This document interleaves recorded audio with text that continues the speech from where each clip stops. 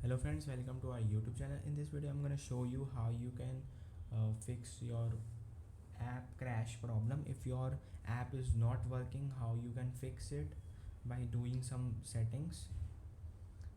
Before watching this video, if you have not subscribed to our YouTube channel, then subscribe to it and like our video. So let's start.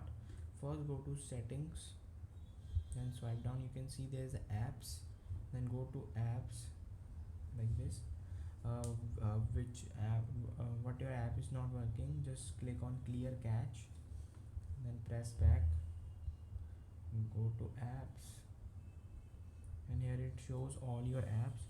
You can see which app is taking more storage. Just go to storage and clear cache. It will improve your overall experience while going for an app. It is a very simple, and you can also force stop also if app is not working at all, and then just press back and uh, long press for power screen like this, and you have to just restart like this. Tap to restart. It will definitely solve your problem. I hope you like this video. If you like this video, then subscribe to our YouTube channel and like our video for more videos. Thanks for watching.